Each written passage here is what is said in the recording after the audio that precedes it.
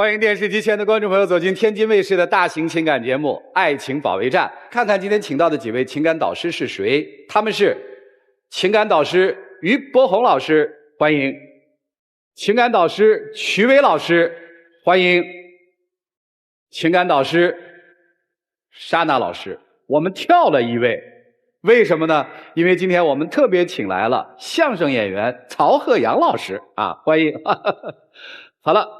接下来的时间呢，就让我们一起分享几位老师的人生智慧，看看他们如何帮助我们的嘉宾朋友走出他们的情感困惑。来了解一下这对嘉宾的基本情况，各位请看。我们是通过朋友介绍认识的，到现在交往快2年了。我们即将步入婚姻的殿堂，但是很多现实的问题还没有解决。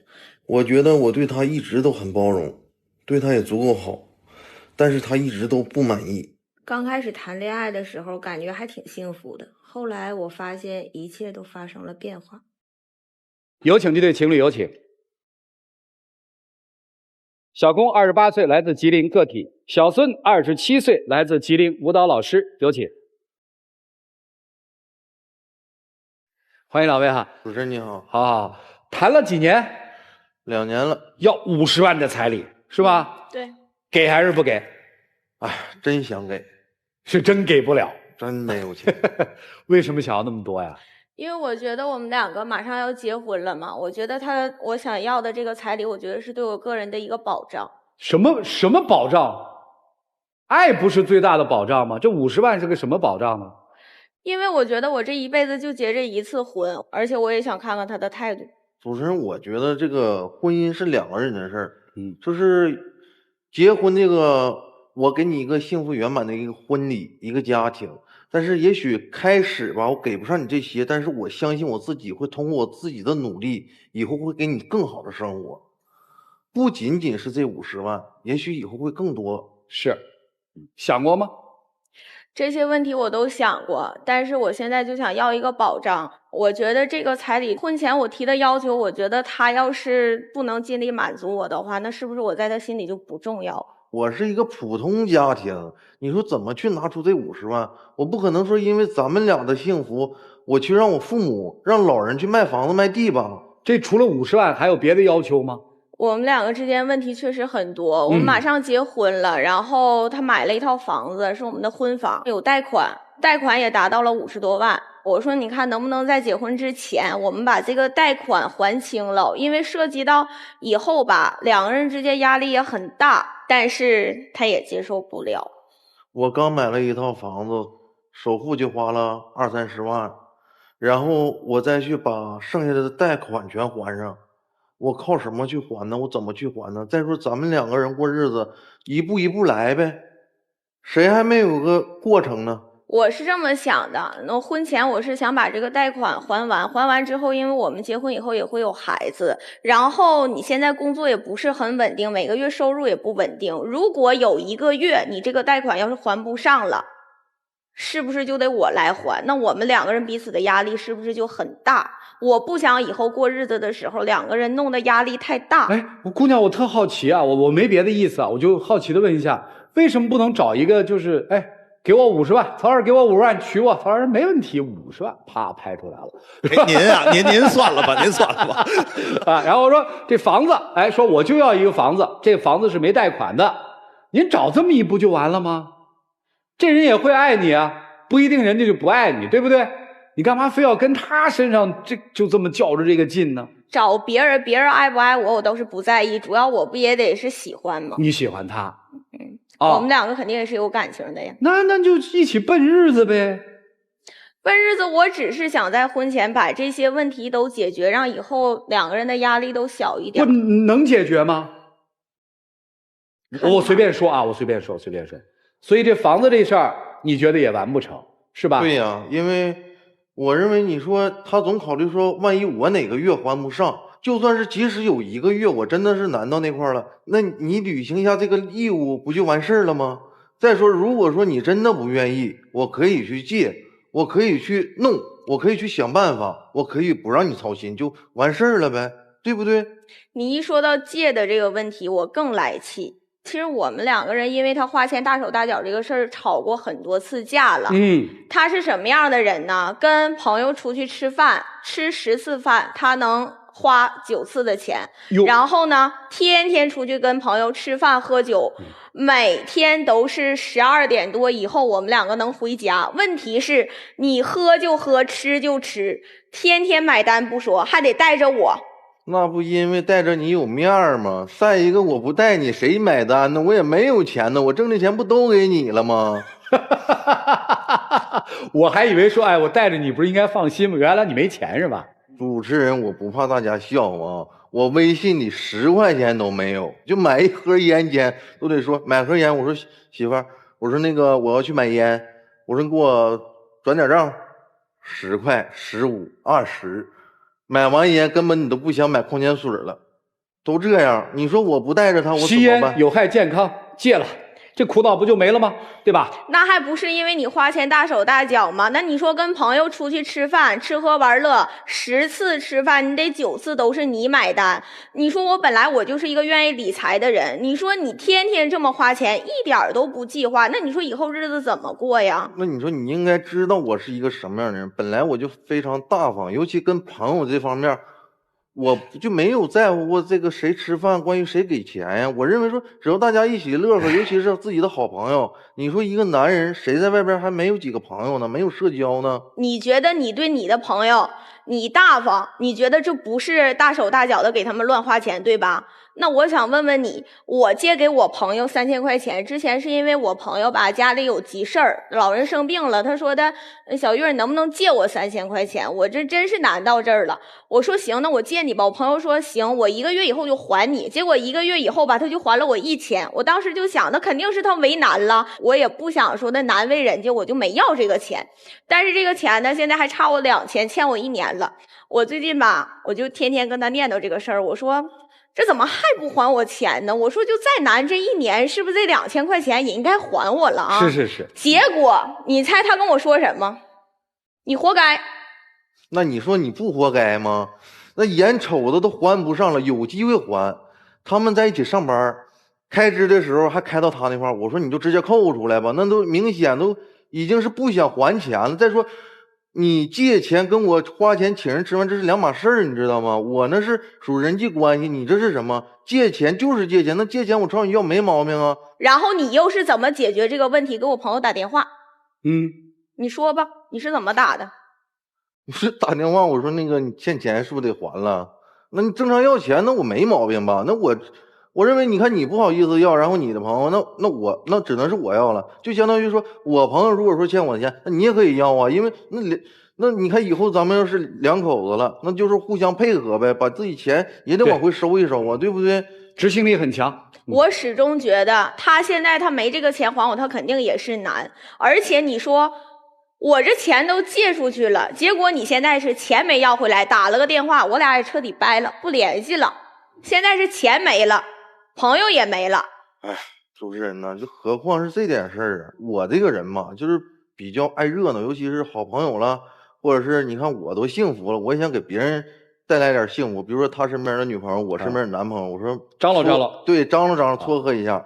没想到人家幸福了，我俩的噩梦就开始了。哎呦我的妈，那是噩梦吗？7夕情人节过节的时候，人家你的朋友送给我女朋友一束玫瑰花，我当时跟你说啥了？我说妈，真浪漫。我说我这处2年了，我这一个花骨朵我都没收着。我就觉得2个人在一起，只要2个人开开心心在一起，每天都是情人节。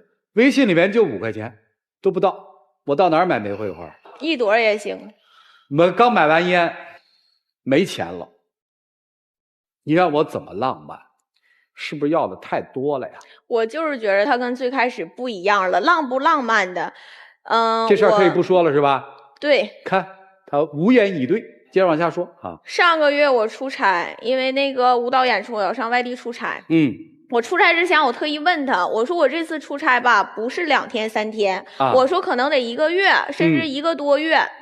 我说咋整呢？我说我自己去也不安全呢。我说我自己我也挺害怕的。我说你能不能？从事的是什么？舞蹈老师，舞蹈演出，跳舞。对，这个你们现在演出还有不安全的事儿啊？还有不安全啊？我们还是挺安全的，我们挺安全。他们有不安全啊？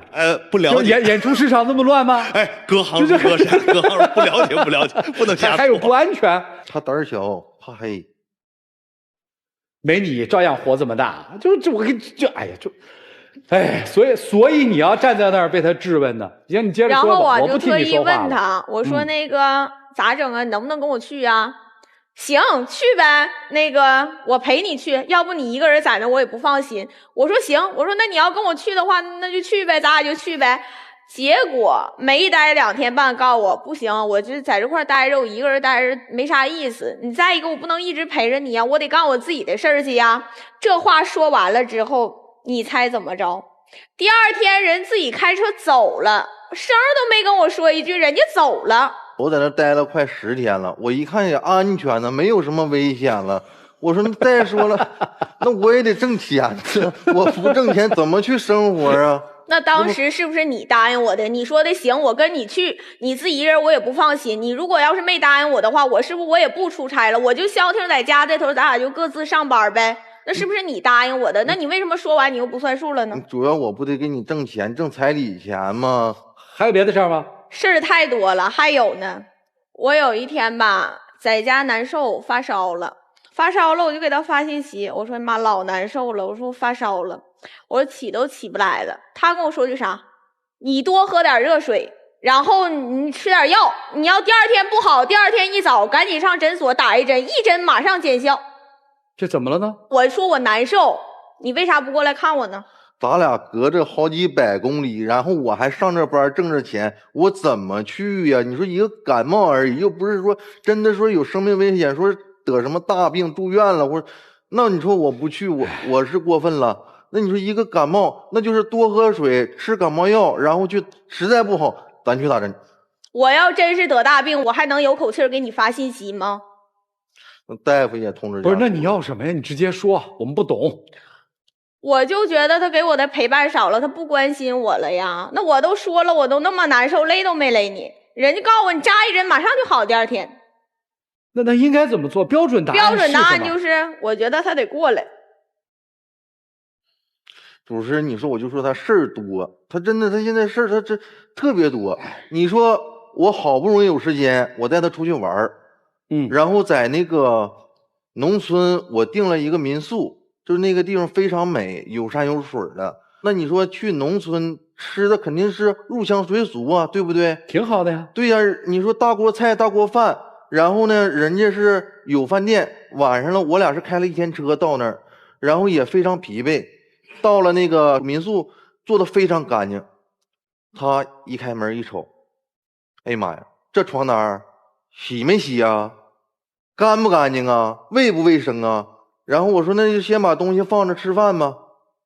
这姑奶奶倒好，到那块了，我说吃小鸡儿啊，我不吃肉。我说那吃河里边的鱼吧，这是纯野生鱼。他说我不想吃荤的了。我说那咱点素的吧。我点了2个菜。人家一口菜没吃，然后还给我一顿埋怨。你咋不告诉主持人你点的是啥菜呢？尖椒干豆腐，那个农村的笨鸡蛋炒小葱，这菜咱俩在一起2年了，我啥时候吃过炒过的鸡蛋？我啥时候吃过炒过的干豆腐？什么时候吃过？我不寻思把最好的给你吃吗？那笨鸡蛋，农村的笨鸡蛋嘎嘎香。是，指定是嘎嘎香。他自己在那块造溜饱，我自己在那饭桌上坐半个小时瞅他吃来着。你不说你不饿吗？我就对不住啊，姑娘，确实听不下去了。你这样很难嫁出去，知道吗？我是真是替你着急。你看你多少个标准，对我好，我所想的你必须办到，我没想到的你得替我想到，我想到的你办不到就是不爱我。就是今天你所说的每一句话，反映了现在好多小女生的一个心态。我们是世界的中心，恋爱之后我们是世界中心的中心。我们不会让全世界折服，但是我们会让一个男人拜倒在我们的石榴裙下，并且让他永无翻身之热。你觉得真的找到这么一个男人，你敢嫁吗？我想问一句。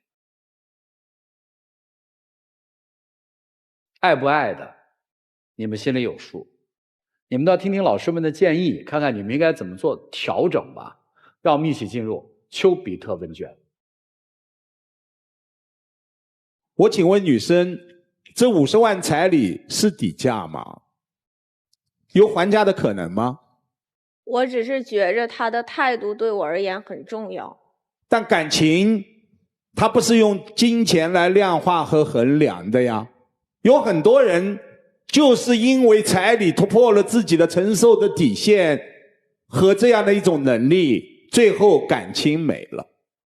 他很想结婚，买了婚房，您的要求是必须在婚前还清这个婚房的房贷。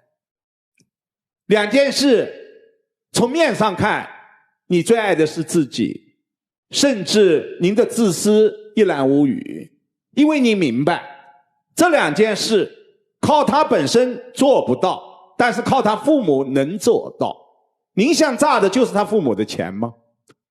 他父母把养老钱拿出来，可能这两件事情都完成了，以后您自己就一劳永逸，没有负担了。老人死活你就不管了，你们还真的在乎对方吗？很显然你们两个人距离已经越来越远，所谓的爱情在你们这里我真的看不到。既然不爱了，就坦坦荡荡明明白白的说清楚，这个男人并不是你真心想嫁真心相爱的人，您自己心里掂量一下。谢谢。谢谢博宏兄。曲总，谁提出的要谈婚论嫁啊？谁提出来的？我提出来的。什么目的？咱们跟人在一起就要给人一个承诺，给人一个责任嘛。一个家是什么？你给了什么呢？我很怀疑你和他结婚的动机，不光我怀疑，他也怀疑，因为压根儿你没有给一个女人足够的未来可以获得幸福的理由，没有。你工作不稳定，但你花钱大手大脚，没有规划。面上好像是把钱都给了女方，但给女方钱的目的到底是什么？女方为什么要你钱？因为她认为你不会管钱，你不会生活。但是你把钱给了女方之后还怎么样？拉着她去买单，10次9次去请客，根本不就是量入为出，没有规划。这个女孩她不敢嫁给你。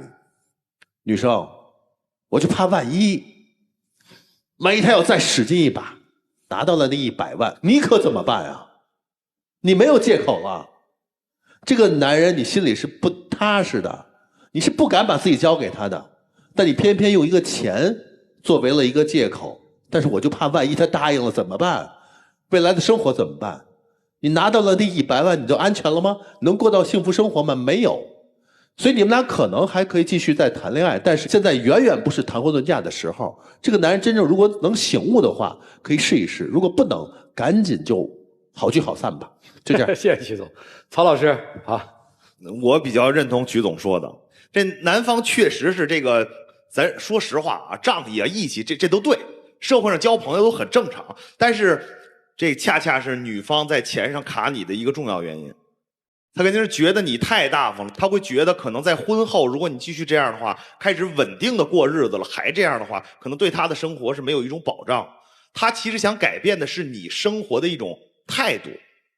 但是反之又说女生，那如果我是说如果他真的特别爱你，社会上方方面面的朋友也帮助他，不用父母，他真的借出来这100万了，你们俩婚后要背上这100万的债务，你愿意吗？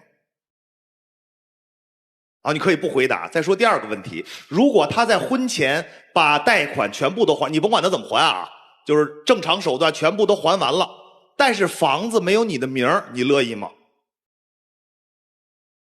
一样。那么50万彩礼不要了，你拿你准备这50万彩礼去帮我把房贷还上，你愿意吗？其实俩人就没有就是协商好，也没有沟通好，各有各的难处。但是刚才说的，我个人觉得，除了这个彩礼跟结婚这事儿以外，其他全是鸡毛蒜皮的事儿，就是没掰扯清楚。反正我支持曲总的，你们俩可以再试一试，对，但是一定要冷静想清楚未来如何啊。那鸡毛蒜皮指导一个问题，就是不够爱。对，这问题还挺大的。来，我们听听山大老师怎么说。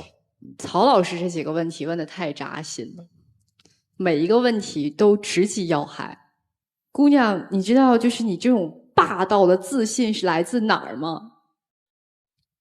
来自于你觉得他配不上你。当一个女人在婚前大言不惭、漫天要价的开彩礼的时候，我告诉你们，这些男孩就是这个女人根本不爱你。因为如果一个爱你的女人，她会非常非常的小心翼翼的去考虑男方的家庭是什么样的。那我开出这个彩礼的价钱对他们家来说是不是有负担？我会不会让我的男朋友为难？一个爱你的女人，她会考虑很多很多的，她不会不管你的死活。我不管你怎么凑钱，你反正这钱你得给我，这房贷我不管你怎么弄，反正必须得还，而且还完了你还得写上我名字。因为爱你的女人，她会心疼你。你在她的身上能看到心疼吗？你在她的身上只是看到了各种各样无理的要求，各种各样无端的作闹。就是她要的，你永远欲壑难填。就算你给了她一支玫瑰花，她会觉得别人收的是一束，凭什么我只有一支？就算你在他生病的时候及时赶到了他的床前陪伴他，他会责怪你为什么来的时候没有给我带上一碗粥。就是因为在他的角度，他永远都考虑的是我要出各种各样的难题来为难你，以示你对我的忠心，以示你对我的忠诚，以示你就是配不上我，必须要这样伺候我。所以我觉得女生提出种种的要求，就是在设置一道又一道的门槛，这个门槛告诉她你高攀不起，就这样。好，谢谢山大老师。我觉得就听他们俩这个很极致，就特别多的感触。我相信这个姑娘的想法不代表这个姑娘本人，周边的很多小闺蜜也是这样的吧，对吧？对，小姐妹也是这样的，对吧？你现在的很多遭遇，你身边的很多那个好哥们儿也是这样的吧，对吧？就只要一谈恋爱，现在你看几个必要条件嘛，男方的钱要上交给女方，对吧？男方要照顾女方的情绪价值，对吧？是不是？最后就是一旦进入谈婚论嫁阶段的时候，彩礼是个绕不过去的坎儿。本来结婚是多喜庆的事儿，为啥现在就这样全倒在这儿了？你们想过吗？现在有很多女生在婚恋当中老犯这个错误。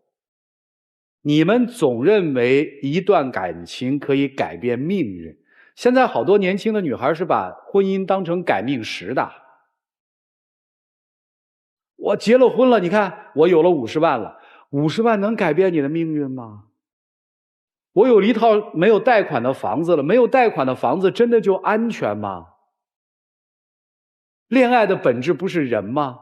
婚姻的本质不是契合吗？你们把这个本身都忘了，那能幸福吗？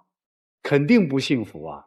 他心里真有你，在你病的时候他会做出反应的。那个你心里真有的男人打一个电话来说喝水打针，就那2句话也许你都温暖的不行，对吧？然后你们再回你们的感情里面看要怎么做。让我们一起进入192就要爱真情60秒。小月，我觉得2年了，我们这段感情真的来之不易。我希望以后的日子呢，我自己会对自己有一定的改变。我们2个人之间以后相处呢，不是说一味的一个人舒服去压榨对方。我希望以后的日子呢，是互相取暖。我希望我们的以后是美好的，我也希望我们的以后是通过我们自己的努力去制造出来的，不是说想象的。其实你说我变了，我真的没有变。我也一直都特别在乎你，特别喜欢你。我希望我们还能走下去。谢谢两位，请回吧，请回，请回，谢谢啊。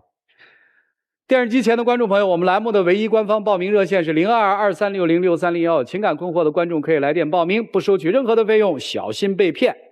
来，博宏兄，如果内心没有爱到想嫁，真的不要匆匆忙忙走进婚姻，男出女不出。这其实男的应该是大概率能出来，但女孩有点不确定。我说他也出吧，双出。陶老师，你有没有觉得，其实你真坐在我们这儿的时候，跟在电视机前看是不一样的？不一样，完全不一样。你有没有发现，其实你要多录几场这个东西，你们能出特别好的相声段子？我现在特别收，已经有了是吧？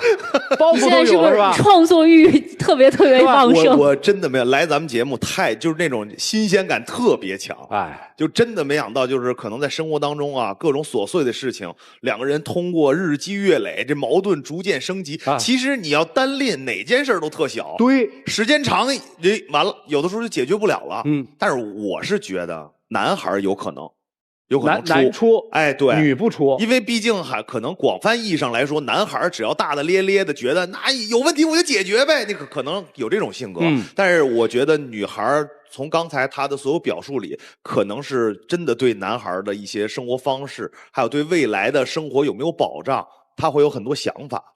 他就觉得这个人不合适，对，已经劝到这程度了，我觉得他更应该冷静的去想一想。对，我觉得会双出。为什么呢？因为女孩啊，还没碰到一个能把钱全交给她，然后呢还答应说50万给她，还没有房贷的这样的一个男人。来吧，我们看看他们自己怎么选择，请开门。